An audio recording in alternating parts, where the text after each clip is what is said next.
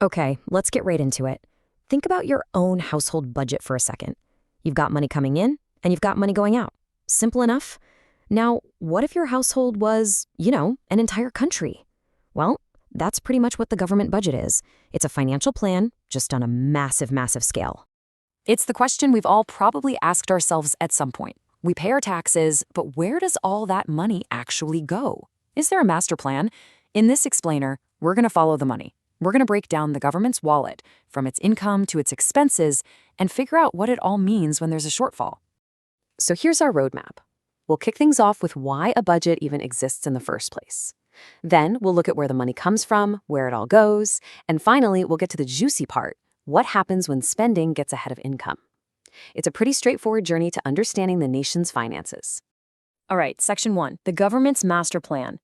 It's so easy to think of a budget as just some boring, complicated spreadsheet full of numbers, but it's actually way more than that. It's a declaration of a nation's priorities, its biggest goals, and really its vision for the future.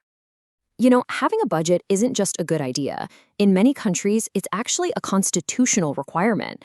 In India, for instance, Article 112 requires this annual financial statement. So you can think of it as a formal report card that's presented to the public every year, laying out the exact financial game plan. And pretty much every government budget, it doesn't matter which country we're talking about, is designed to do three main things. First, it allocates resources. Second, it redistributes income to try and create what society sees as a fair balance.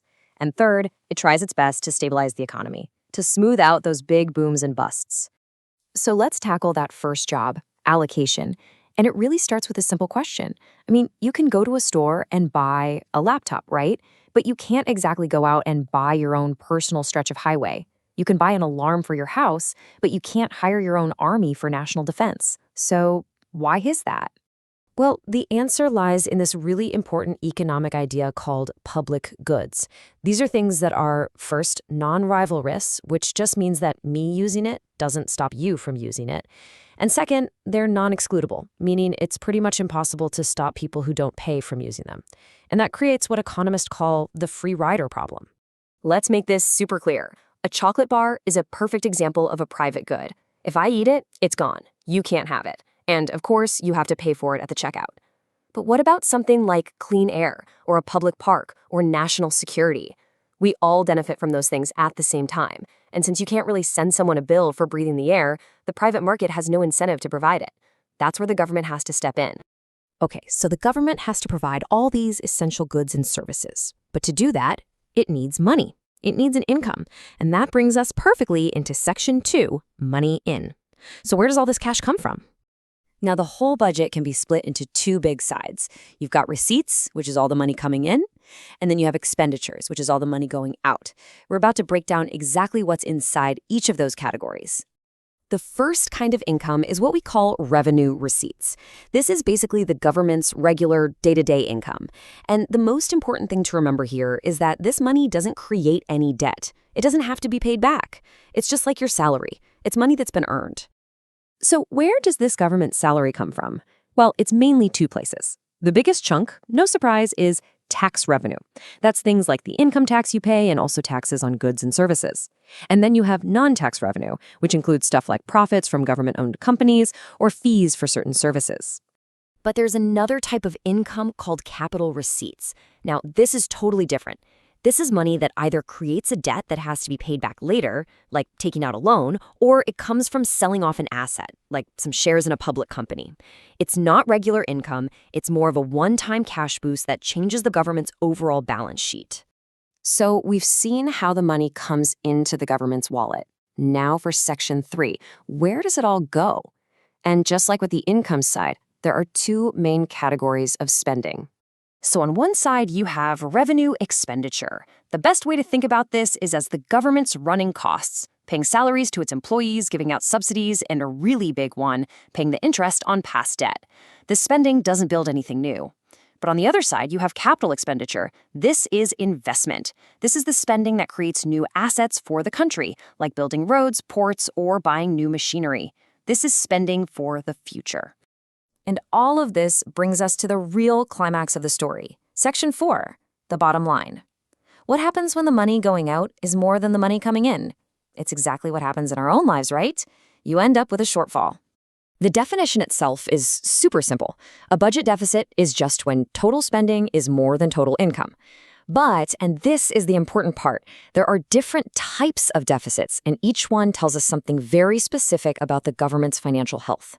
First up, we have the revenue deficit. For the 2023-24 period, this was about 2.6% of GDP. That's the total value of everything produced in the country. Now, what this number really means is that the government's day-to-day running costs were higher than its regular salary. In simple terms, it means the government had to borrow money just to pay its routine bills. Okay, now for the big one. This is the number you always hear about in the news, the fiscal deficit, at 5.6% of GDP. This number represents the total amount of money the government needs to borrow from all sources just to cover all its expenses for the year. It's the total shortfall. And this chart breaks it down really nicely. The whole bar is the total borrowing, the fiscal deficit. But you can see it's split into two parts. A big chunk of that borrowing is just to cover the revenue deficit, that shortfall on daily running costs. The rest of it goes towards capital spending, investments. A big revenue deficit piece means a lot of our borrowing is for consumption, not investment. And finally, there's the primary deficit at 2.0% of GDP. To get this number, you take the big fiscal deficit and you subtract all the interest payments on past debt. What this tells us is how much the government is borrowing to fund this year's spending alone, without the baggage of past commitments. It's a pure measure of today's fiscal health. So why should any of this matter to you? Well, these numbers are not just abstract figures. When the government borrows a ton of money, it can affect the interest rates you pay on your loans. It can push up inflation, making everything more expensive. It determines how big of a bill we're leaving for the next generation. And maybe most importantly, it tells us if we're borrowing to build a better future or just to pay for today. Which really leaves us with this one big question to think about. We're often taught to think of debt as a bad thing, right? Like maxing out a credit card. But what if that government borrowing is used for smart investments that are going to fuel economic growth for decades? It really makes you wonder, is a national debt always a problem, or is it sometimes a necessary tool for building a stronger future?